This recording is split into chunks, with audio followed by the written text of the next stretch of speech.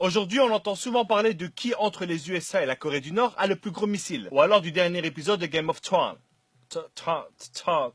Mais il se passe un truc bien plus important dans le monde, vous l'aurez compris, aujourd'hui on va parler du Congo. Et donc quand je parlerai de Congo, je parle évidemment de la République démocratique du Congo. Le Congo est le deuxième pays le plus riche au monde, et je te jure ce n'est pas une blague, mais malheureusement vu que les Congolais ne bénéficient pas de leurs propres ressources, du coup c'est le deuxième pays le plus pauvre du monde. Aujourd'hui ce qui se passe au Congo c'est complètement la folie. C'est scandaleux mais t'es pas prêt. Je dis aujourd'hui mais ça fait quand même un bon moment que ça dure. Tout ça, ça a commencé avec l'ancien roi de Belgique aka Léopold II et la conférence de Berlin. Et le concept de cette conférence est tellement dingue que j'ai été vérifié pratiquement 100 fois pour être sûr que c'est pas un fake ou une légende. C'était une conférence où il y avait une énorme carte de l'Afrique, plein de pays occidentaux, tu sais, des mecs avec des grandes moustaches et chacun choisissait une partie de l'Afrique. Chacun prenait ce qu'il voulait de ce continent dans le plus grand des calmes airs. Et évidemment sans demander quoi que ce soit aux Africains. Et à ce moment-là, t'as Léopold II qui dit, bon, personne veut le Congo, c'est bon, je le prends. Je sais pas si tu te rends compte, mais à lui tout seul, il a décidé de prendre tout le Congo. Et là, t'es en train de te dire, ah, je comprends. Et donc, le Congo appartenait à la Belgique à ce moment-là. Non! Il était roi des Belges, mais ça n'appartenait pas à la Belgique. Ça appartenait à Léopold lui-même. D'un côté, il avait son boulot de fonctionnaire de roi, et de l'autre, il avait sa petite épicerie de 2 millions de kilomètres carrés. Et c'est exactement à partir de ce moment-là que tout est parti en vrille au Congo. Il a commencé par mettre des entreprises pour prélever le caoutchouc, mais quand il avait besoin de terre qui malheureusement appartenait à d'autres êtres humains, les négociations, elles étaient super simples. Je te donne 3 vélos, une casserole et tu me donnes ta terre. Et évidemment, si la personne d'en face refusait, c'était encore plus simple. Tu me donnes ta terre ou je te prends la vie. Et avec ses explorations, ses exportations, cette envie de richesse, il a à lui seul décimé pratiquement 15 millions de personnes. Ce qui représentait à l'époque quand même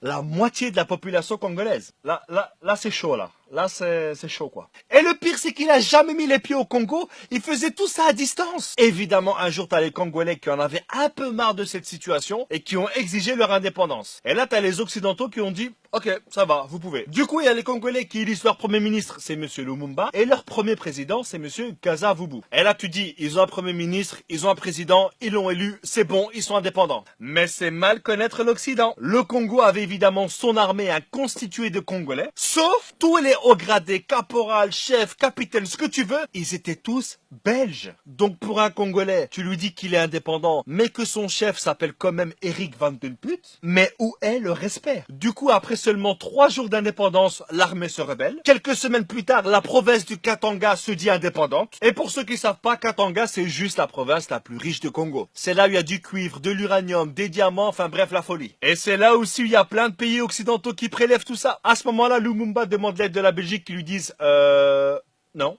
Mais en même temps, les rebelles qui voulaient que Katanga soit indépendante, eux, ils étaient soutenus par la Belgique. Et on se demande bien pourquoi, mais évidemment ceci Ça ne nous regarde pas. Donc en gros, leur indépendance, elle a duré max 48 heures. Lumumba, qui n'était pas trop d'accord sur ce qui se passe au Congo, a demandé à la Belgique et à d'autres pays d'arrêter de voler leurs richesses. Et devinez quoi? Il a été tué. Mais ça, on commence à avoir l'habitude. Et l'officier qui a fait ça, il a gardé les dents de Lumumba dans son jardin, histoire de garder des preuves pour dire c'est moi qui l'ai fait. Ensuite, il y a eu Mobutu, et ensuite, il y a Kabila Père, qui, entre parenthèses, lui aussi s'est fait tuer dans des circonstances.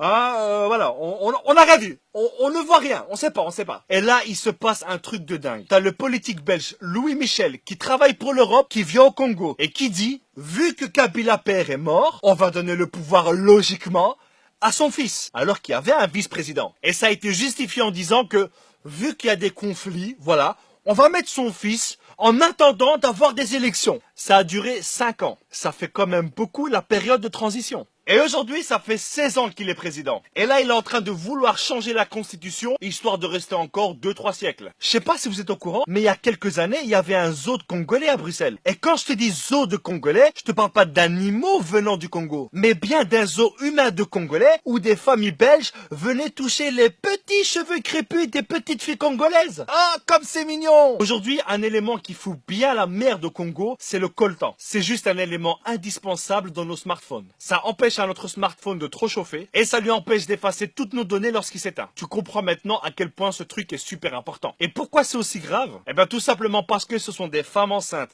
des enfants, des hommes qui sont payés 2 € par jour pour extraire ce précieux minerai. Et il y a des millions de personnes qui meurent à cause de ça. Et tous les fabricants de smartphones, d'ordinateurs, de tablettes utilisent le coltan congolais. Et ce coltan qui pourrait faire vivre tout le Congo est sorti illégalement vers le Rwanda qui le réenterre pour qu'ils puissent dire « On est les premiers producteurs de coltan au monde ». Quoi ? Tu commences à sentir comment elle pue cette histoire? On se demande bien à qui ça doit profiter tout ça. Aujourd'hui, ce magnifique pays qu'est la République démocratique du Congo est gouverné par des États, par des entreprises qui pensent que ce pays est un portefeuille. Et actuellement, il y a un génocide qui a déjà fait plus de 6 millions de morts, perpétué par des rebelles financés par des multinationales pour pouvoir piller le sol congolais. On est tous liés indirectement au Congo par nos smartphones. C'est vrai que cette vidéo ne va rien changer. Et là, il y a plein de personnes qui vont dire, mais pourquoi est-ce que tu l'as fait alors? Bah parce que seulement le fait de savoir ce qui se passe là-bas, c'est déjà un pas qu'on fait. Et un petit pas en avant dans ce monde, aussi petit soit-il, c'est quand même le signe qu'on avance. Donc les amis, je vous invite à partager un maximum cette vidéo. Il faut que les gens soient au courant de ce qui se passe là-bas. Que les gens sachent ce qui se passe au Congo aujourd'hui, et d'ailleurs depuis des décennies, et sous l'indifférence générale. Merci à tous, et que Dieu bénisse la République démocratique du Congo. Ciao. Nous avons connu les ironies, les insultes, les coups que nous devions subir matin, midi et soir, parce que nous étions des nègres. Nous avons connu que la loi n'était jamais la même, selon qu'il s'agissait d'un blanc ou d'un noir. Qui oubliera les fusillades, les cachons furent brutalement jetés, ceux qui ne voulaient plus se soumettre au régime d'injustice, d'oppression et d'exploitation.